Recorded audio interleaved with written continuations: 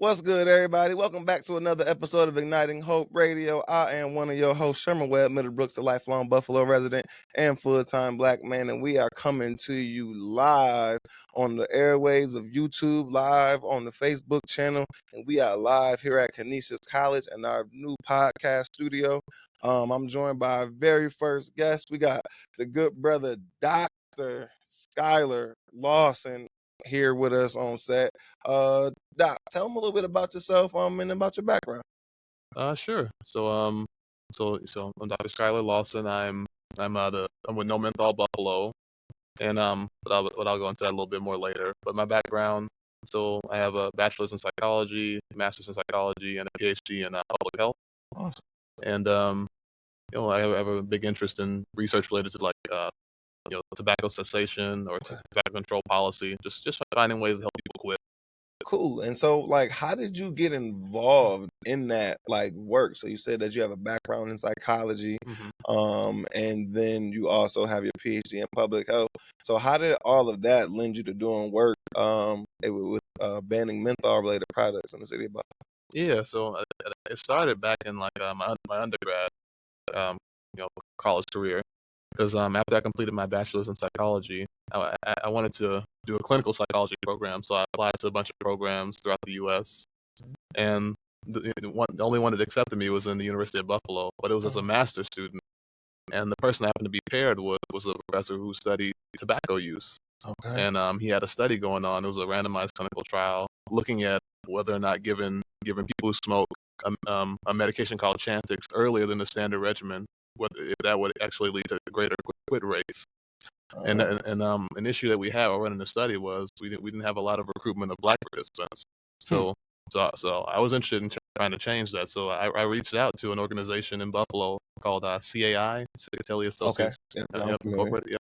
And that's when I was connected with Stan Martin, because at the time then, Stan Martin was the director of that organization. Yep. And we formed a partnership, and we still work together to this day on tobacco-related issues. So it was that, and also too, having a chance to go to conferences that were focused on tobacco and meeting other Black researchers who focused on tobacco use in the Black community was another thing that inspired me to go this direction with No Menthol Buffalo. Okay, cool. Yeah, I appreciate that. Yeah, so I didn't really know your background. That's actually how we met, with the work that you're doing with No Menthol Buffalo and the good brother Stan. Stan the man, shout out to him. So I know recently, y'all had a bunch of events. So I know I seen you at the poetry mix that they had. There was a bingo night as well. So y'all really out here getting the word out about the need to ban menthol in the city of Buffalo. So why is it so important? Why menthol? And why are we trying to get the Common Council to do something about it? Yeah, I mean, menthol is important because flavors make tobacco more appealing to youth and also just harder to quit. There's been multiple research studies that have shown that people who smoke menthol cigarettes compared to non-menthol cigarettes have a harder time quitting, even though they make more quit attempts. And it's a big issue racially because about 85% of Black people who smoke menthol cigarettes. About 65% of Hispanic and Latinx people smoke menthol cigarettes. And also a large portion of the LGBTQIA population also smoke menthol cigarettes, disproportionately when compared to white Americans who smoke. Wow. So and so you were talking to about a lot about smoking. So my background, pretty much everybody in my family smoke menthols. But I work with a lot of young people. Right. And young people aren't really smoking, they're vaping more. So does the menthol ban only address cigarettes, or does it address vapes too? It would also address other flavored tobacco products too, some flavored vapes. Also, another thing that some youth still do use, and a lot of Black youth in particular, is little cigars like Swisher Sweets, Black and Mild. Okay. Those also have flavors, and they're heavily promoted in Black communities, and they're cheap. They're not taxed at the same rate as cigarettes. And even if you're using them, say, for example, a popular way to use them is to add cannabis to them. Yeah. You're still getting the nicotine. You're still getting the harmful effects, and it's just as deadly as cigarettes. Got you. Okay, so didn't know that. So folks out there, if you thought just because you hollowed out your Swisher's Sweet or your whatever that it was, and you took out the cheap tobacco, you still smoking out of a tobacco leaf. So the more you know, you can mitigate some of your health risks out here in these streets. I didn't know that. So it's all flavored tobacco. So just menthol or all flavors. All flavors. We're focusing on in menthol in particular because the federal government banned all flavors of cigarettes except for menthol, which is Wow. problematic because that is the cigarette flavor that's mostly used by black people who smoke. Okay. And so, what has been like your experience talking to black folks about their menthols? Because I know I went out on the streets and I interviewed some folks. I was out there on like Jefferson and Utica. Then I went back out there with the good brother Jimmy Darby, and we was interviewing some folks down like Jefferson, Northland, Delavan area. Some folks was like, they don't care about it being banned because like they don't smoke. I know the one young person was like, I'm gonna just smoke more weed. Like they gonna ban menthol, I'm gonna just smoke weed. So then also that same young man was like, I'm gonna just hit my vape. So Jimmy had to explain it led to vapes too. But then some folks was like, I don't want y'all to ban it. Y'all can't ban it. Like what I'm gonna smoke. I'm gonna find it. I'm gonna smoke. So what would you say to like that person that's like that maybe don't want you to ban menthol in the city of Buffalo because they are menthol cigarette smokers? Right. I mean, I would say that it's more so related to just the history of how it became in black communities. I would just kind of point out that the fact that a lot of us smoke menthol cigarettes isn't a coincidence. It came to it boils down to very aggressive, very systematic tobacco industry marketing. So I would talk about things like for example, I don't know if you're familiar with the Cool Jazz Festival. Yeah, that used to be a huge thing. That was all about selling cigarettes to black people using black culture. Wow. The same with any other like hip hop or rap events that were sponsored by Cool Cigarettes or Newport. It was all about getting us to menthol cigarettes, as well as even having people in the community, even having people from the tobacco industry that give them out for free to people in the black community. That was another thing, and just growing up with all the print media, Essence magazine, Jet magazine, Ebony magazine, really a bunch of just tobacco ads in there too. So I'd say, it's not about, punishing or targeting black people in particular. It's about addressing an issue that was, kind of forced upon the black community through systematic marketing and, very, very, very, very sly tactics. And, and again, I mean, even if the ban does go into effect, you wouldn't be punished for having it in your possession. It's more so about retail and manufacture. That's what's being targeted. Because technically, even if the ban does go into effect, people could still get menthol cigarettes from the Seneca version, for example. That they have sovereignty, so that wouldn't be touched. But we just want to make it harder for people to initiate smoking menthol, because the youth that do smoke cigarettes, when they start with menthol cigarettes because they're easier to smoke. It's not as harsh. It sweetens the poison. Probably more accessible too because the adults around them probably have it, so it's familiar to them. Yeah, so that, and also like again with little cigars and other flavored tobacco products that may be more appealing to youth, like making sure that those don't have the flavors that make them more appealing and harder to quit. So gotcha. Yeah, so and we'd also if we do get the ban through, we also want to help people quit. We also want to follow that up with providing resources, like for example the New York State Smokers Quit line. They provide free nicotine patches, nicotine lozenges, free counseling, and just kind of connecting the community with all types of resources that that are not really promoted very well. Because it is definitely something that's like challenging any sort of addiction, because it is addiction. But just want to reiterate what the good brother Dr. Lawson is saying. This is not something that's going to criminalize the people who are using menthol related products. This is basically a ban for like the retailers, so they can't sell them in the stores. So this is not going to lead to more stop and frisk. This is not going to lead to more police interactions or police contact amongst black people and law enforcement, right? Right. But again, that narrative that you're mentioning, that's been spread widely by the tobacco industry and tobacco industry allies to just essentially take advantage of legitimate black fears about policing and use that as a way to keep menthol cigarettes on the shelves so they can continue making money and and again continue profiting from our deaths, because about 45,000 black people die each year from smoking-related illnesses, and a big part of that is menthol cigarettes and other flavored tobacco products like little cigars. I guess a way of looking at it is, again, they make a profit off of it. It doesn't matter how many people die from it in their eyes, as long as they're able to make a profit off of it, and they can replace that generation that dies with the next generation. Right. Which again, with the flavor component, you have to replace them with your kids. Yeah. Because you have to keep the market going. Right, because I see a lot of young people like with the vape. So one of the things that we did, part of the No Menthol Buffalo campaign, was we got together. It was me, brother Jimmy Darby, Jamie and Uzi, Letitia Randall, Davon Patterson, Anna Stearns. We did over at Harvest House. So we had some young people come in and we talked to young people about smoking and menthol, and that's when they was really like, we don't smoke no cigarettes. Like we got vapes and highs and geek bars, but they got fake highs and fake geek bars. And it was cool because one of the participants, her mom was also one of the adults in the room. So when she got to talking, you know, because she was a very articulate young lady, so she got to talking. Her mom was like, "What's a geek bar? What you geeked up? What you geeking on?" Like her mom was tripping, but it was like we need those kinds of conversations because the parents don't know what the young people are into. They might be thinking, "Oh, my kid don't smoke cigarettes," but not knowing that like they vape, they ain't smoking.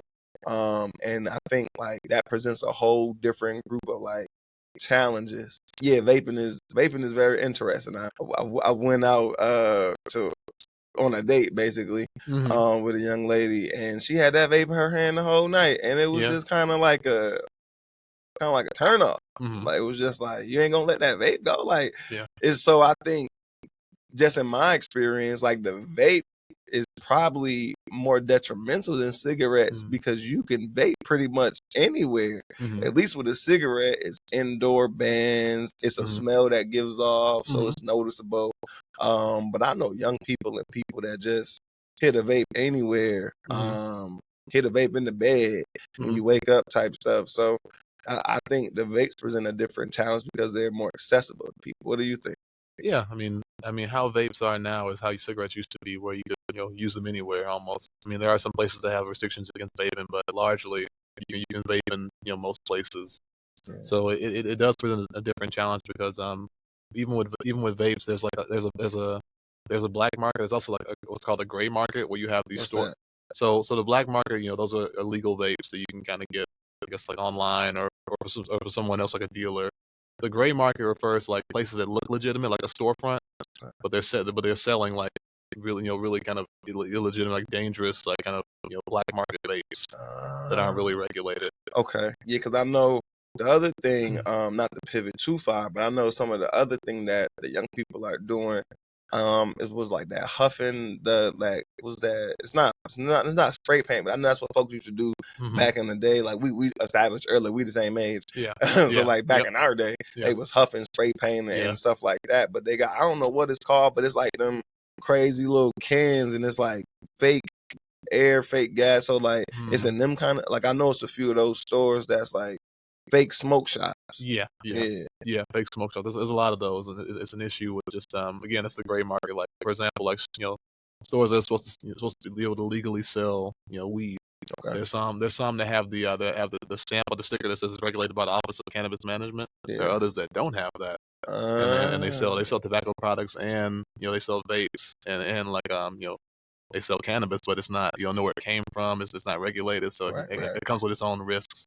Okay, cool. So you're a researcher. So like what like has your research been like really focused on, and what have been some of your most interesting findings? And I love to read and listen to researchers talk about their research. I feel smart when I'm listening to folks like you. So what's been the focus, and what have been some of your findings? Okay, that's like one of the first times I ever heard someone say like listening to researchers talk. So that's good. Yeah. But so the main survey that we've had going on, and it's been going on for about a year, was the menthol ban survey, where we're kind of looking at Buffalo residents' attitudes related to the menthol ban, and getting a sense of, like, for example, questions like, do you think that the menthol ban would make people make quit attempts, or do you support a ban on the retail sale of menthol cigarettes? Do you support menthol cigarettes or cigarettes not being sold nearby schools or places that are frequented by kids? And so we asked about 453 people, Buffalo residents, those questions, and the surprising results was that when it came to like supporting the ban on the retail sale of menthol cigarettes, about 70+% people strongly supported it. Wow. The same was true about there's a question about imposing consequences on retailers and manufacturers that sell nearby schools. But about 70% supported that as well. And about 70% also believe that banning menthol will make it easier for some people to quit. So those are some of the major takeaways, and we made sure to survey a large, like the majority of the survey respondents were Black people, of course, because this community is largely affected. And we did different age groups. We had young, middle age, older, different education backgrounds. To be able to categorize the data, so like you can be able to parse out what somebody may want to ask you about. So what are young people's ideas and attitudes, or middle age young? Okay. Yeah. And we also looked at we also looked at little cigar use too. Okay. And we got zip code data. So at the community forum, I'm going to put up a map that shows like the different zip codes we hit, and the brighter color show where the most of the people came from. So you can kind of get a sense of the different zip codes in Buffalo that we went to get the data from. And are you able to do any like map overlays that show correlations between the individuals who engage in menthol use and like lung cancer, heart disease, those kinds of things? You can do like a map overlay. Maybe we could, yeah. We could probably get some of that data from Roswell. They have data about lung cancer rates. Yeah, because then you could just draw like the core. I love, again, I'm a nerd like that. I like maps and charts and stuff. Yeah, good. Folks don't know that about me, but I really do. Come to the community forum. We're going to be showing up maps and charts. But yeah, I'm going to be there Tuesday. Oh yeah, so speaking of that, this is live streaming right now. So it's going to be November what, the 12th? November 12th. It's 5:45 at 901 Michigan Avenue. Cool. Make sure y'all are there if y'all watching this on the live stream. No, 907. Sorry, 907 Michigan Avenue. 907 Michigan Avenue, Tuesday, November 12th, 5:45 to 7 p.m. Make sure you're there. And if you're watching this live, if you're watching this after the event, that's cool too. We had a great time. And the video for that event is uploaded on the channel as well for the recap. But yeah, so just really just curious also in terms of like research, have you been able to talk to any of the store owners? Because I know that's what me and Jimmy did in our video series, which is also up on the YouTube channel as well. When we went and we talked to 2 different store owners. Because first of all, the store owners wouldn't even give us an interview. Right. The one store owner, he actually got to join right across the street. My man Rocky at Golden Corner, which is one of the best, healthiest corner stores in the city of Buffalo. He doesn't sell tobacco products, and he hasn't sold tobacco products for over a decade. Still in business. Yes, and thank you. Yeah. Doing well in business. And his main reasoning behind that was morally, as a Muslim man, he didn't feel like it was ethical or righteous to be able to sell these products that like he doesn't consume. His religion doesn't allow him to consume. So why would he then sell and perpetuate them? Right. And then when we went down to the other store, they were pretty much not wanting to be on camera, kind of deflected and just saying like, is making money. Yeah. And so I'm just curious, like, have you had any participation from like store owners, and like surveyed them to what they think about banning menthol in the city of Buffalo? Not yet, but that could be a future project, especially if enough store owners are interviewed. We go through the transcripts and do some what's called qualitative data analysis and kind of pull out some of the main themes of what they're saying and report that out, get a sense of like what are the main objections, what are their viewpoints regarding the legislation? Right. So that could be a future research project. Yeah, because right now our main project is trying to come up with a report for the menthol ban survey and also present it at various community forums. But after we're done with that, then we can maybe move to looking at store owner attitudes. Gotcha. Okay, cool.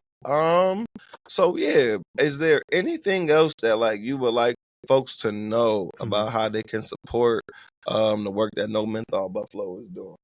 Yeah, so I'll just kind of break it down. So No Menthol Buffalo is a youth-led, community-led organization.